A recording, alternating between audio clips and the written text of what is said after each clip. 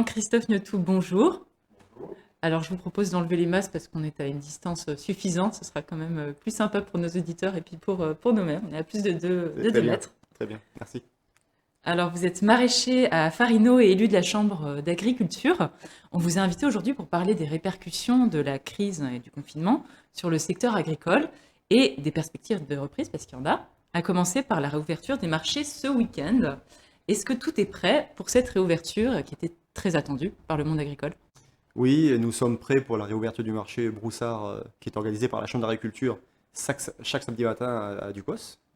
Nous avons préparé cette réouverture depuis plusieurs semaines déjà et avons obtenu l'autorisation de la DAS avant-hier. Donc oui, nous sommes prêts pour réouvrir demain. Alors, ce sera un marché comme celui qu'on a habituellement ou un petit peu réduit avec des consignes particulières pour s'y rendre, Ce sera un marché adapté compte tenu du contexte, avec comme le confinement adapté. tout à fait.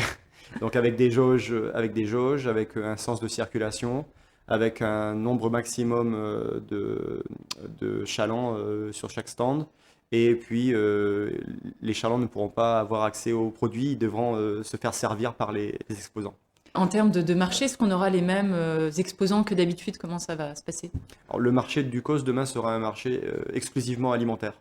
Donc une trentaine d'exposants qui seront exclusivement alimentaires et les autres exposants qu'il y a d'habitude ne seront pas présents. Donc, pas de plantes, pas de couteaux, pas de choses comme Non, ça que de à l'alimentaire. trouver. Est-ce que c'était quelque chose de très attendu par le monde agricole? Et c'est une véritable bouffée d'oxygène pour vous? Qu'est-ce que ça représente un marché par rapport à des perspectives de chiffre d'affaires, d'écoulement des denrées? De manière globale, les marchés sont très importants, mais ils ne sont pas importants au niveau économique, ils sont aussi importants au niveau social, parce qu'ils permettent aussi aux consommateurs de rencontrer les producteurs. Pour nous, c'était très important de réouvrir les marchés. Et les marchés, c'est effectivement un circuit de distribution, l'un des 5 circuits de distribution qui fonctionne pour les agriculteurs, et il fallait le réouvrir. On a eu un début d'année très compliqué hein, avec les conditions climatiques que vous connaissez. Le Covid est arrivé en pleine saison, en pic de production maraîchère. Donc avec 5 circuits de distribution et un seul qui fonctionnait, ça devenait compliqué. Oui. Le seul circuit, c'était donc les C'était le supermarchés. commerce de détail et les supermarchés. D'accord, très bien, qui eux sont restés ouverts Tout toute à la durée fait. de la On crise. peut quand même noter que le cinquième circuit de distribution, qui est la vente directe, qui en général est assez faible en termes de proportion, aujourd'hui, il a vraiment pris une énorme part sur le marché. On a bien vu hein, des offres diverses et variées qui ont pu fleurir ça et là sur les réseaux sociaux, parce que il a fallu trouver des solutions.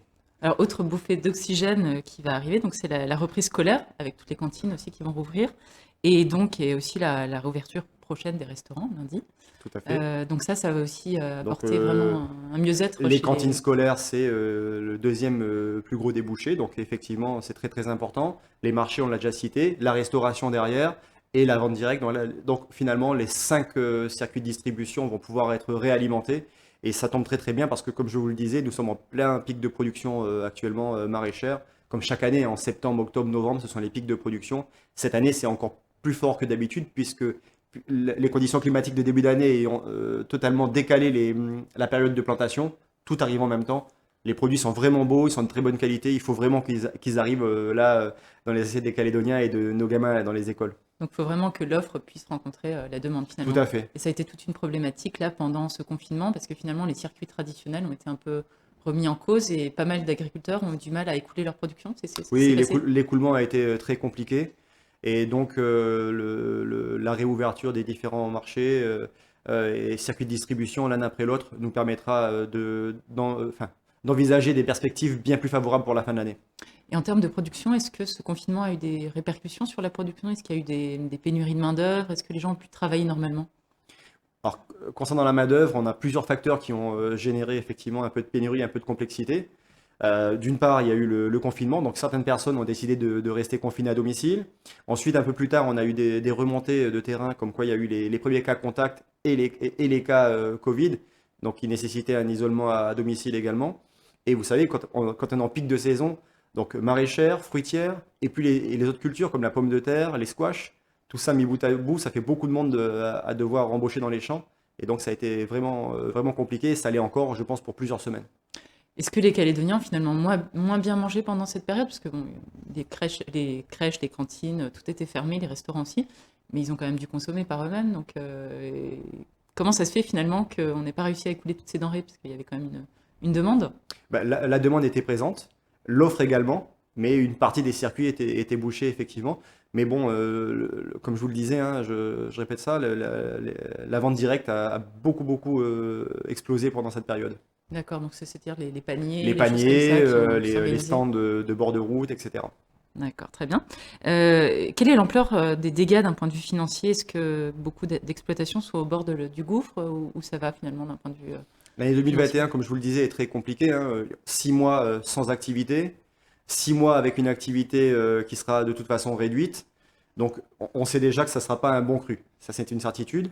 Donc nous lançons à la Chambre d'agriculture une consultation des agriculteurs via la newsletter de la Chambre d'agriculture qui partira en tout début de semaine prochaine afin de faire un état des lieux de la situation auprès de nos ressortissants.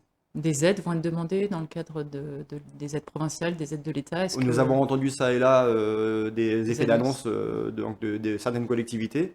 Bon, on sait aussi aujourd'hui que au niveau budgétaire, c'est très compliqué, donc les effets d'annonce, on ne sait pas ce que ça va donner. Nous, ce qu'on sait, c'est qu'aujourd'hui, nous avons de la production, nous avons des très beaux produits, et ce qu'on veut, c'est que ces produits arrivent dans les assiettes des Calédoniens pour qu'ils mangent bien. Donc, il faut compter sur les Calédoniens pour consommer à fond là Les Calédoniens peuvent compter aussi sur les agriculteurs. Alors, côté météo, les annonces ne sont pas forcément très bonnes. Météo France nous a annoncé donc la Niña était de retour, ce qui signifie de plus fortes pluies à venir et de l'humidité. Comment vous appréhendez ça dans le milieu agricole? Alors, le milieu agricole appréhende la Niña de manière très inquiète, hein, parce qu'en fait, on a eu un épisode de la Niña très violent cette année. On nous annonce quand même un épisode un peu moins marqué l'année prochaine. Bon, il faut aussi considérer que pour le monde de l'élevage, par contre, c'est bien hein, de la pluie, mais par contre, tout ce qui est production végétale, c'est plus compliqué. Tous les secteurs ne sont pas forcément impactés de la même façon. Différemment, bien sûr, parce que les pâturages, en période de la Niña, sont bien verts. En tout cas, on ne souffre pas de sécheresse comme ça a pu être le cas. On le voit cette année, on a pas mal d'incendies ça et là, mais bien moins que les années précédentes. Alors, un autre sujet aussi, le projet n'a pas encore été voté par le Congrès, mais les activités de pêche pourraient être intégrées à la Chambre d'agriculture. Mhm. Quel est l'intérêt de cette démarche? Pourquoi cette volonté? Alors, la Chambre d'agriculture et de la pêche, c'est l'avenir hein, de notre structure. Aujourd'hui, c'est encore la Chambre d'agriculture. Il y a un vote qui doit être validé au niveau du Congrès. Et ce vote devrait avoir lieu, nous l'espérons, si les travaux reprennent avant la fin de l'année. Et c'est plus large que l'intégration des pêcheurs. C'est aussi une modification des statuts, du registre, et notamment une modification du code électoral. Vous savez, la Chambre d'agriculture, c'est la seule chambre consulaire qui a une élection provincialisée. Voilà. Donc normalement, si le vote est validé au Congrès, on aura une élection qui sera territoriale. Pour ce qui est des pêcheurs, nous avons considéré, hein, et à juste titre, que l'intégration de cette profession avait tout son sens au niveau de la Chambre d'agriculture et donc de la pêche, puisqu'en fait, qu'est-ce qu'on fait? C'est qu'on propose de l'alimentation pour les Calédoniens. Donc fruits, légumes, viande et maintenant poissons. La totale. La totale. Des bons produits frais calédoniens. Et avant, les pêcheurs dépendaient de quelle Ils chambre? étaient totalement indépendants Ah, et en fait, il n'y avait aucune chambre, ils étaient dans aucune des chambres consulaires. donc c'était aussi une de leurs demandes finalement de rejoindre la chambre? Ou comment ça Oui, s'est baptisé? c'était d'un commun accord et puis il y avait aussi une volonté politique. Donc tout le monde s'est retrouvé autour de la table et on a trouvé des points de consensus qui nous permettent d'intégrer les pêcheurs au niveau de la Chambre d'agriculture. Alors l'intégration des pêcheurs à la Chambre d'agriculture, c'est potentiellement quand même 500 ressortissants C'est supplémentaires. ça, oui.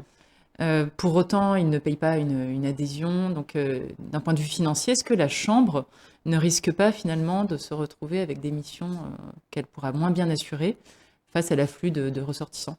La situation financière de la Chambre aujourd'hui est déjà très compliquée puisque une partie des ressources qui sont affectées ont été divisées par deux ces dernières années. Donc effectivement, l'intégration de 500 ressortissants supplémentaires et les missions qui vont avec risque de complexifier les choses. Et donc nous souhaitons effectivement que les élus du Congrès, du gouvernement de la Nouvelle-Calédonie, revoient la copie à ce niveau-là et réintègrent à la Chambre les ressources qui lui sont affectées à la base. Parce qu'on a déjà les missions qui sont de la Chambre d'agriculture actuellement, qu'il faut tenir et qu'on doit continuer à assumer. Et donc si on ajoute les nouvelles missions donc, des pêcheurs, que nous sommes très heureux d'accueillir, hein, il n'y a pas de souci là-dessus, mais effectivement, il nous faut des moyens. Quels sont les grands projets apportés par la Chambre d'agriculture pour les 1 ou 2 ans qui viennent, en dehors de toutes les échéances qu'on peut avoir, le référendum? Est-ce qu'il y a des projets qui vont voir le jour là dans les L'agriculture calédonienne est en pleine mutation. En fait, c'est un métier qui est toujours en avant de l'évolution des sociétés. Donc, nous, la Chambre d'agriculture, on doit accompagner aussi tout ça. Bon, les modes de culture évoluent beaucoup, c'est au niveau mondial, c'est le cas aussi en Nouvelle-Calédonie. Et aussi, la consommation évolue, donc on doit coller aussi la production agricole au mode de consommation des Calédoniens. Et je pense que les agriculteurs seront au rendez-vous de ces attentes. Très bien. Une dernière question sur justement cette dernière consultation qui aura lieu le 12 décembre.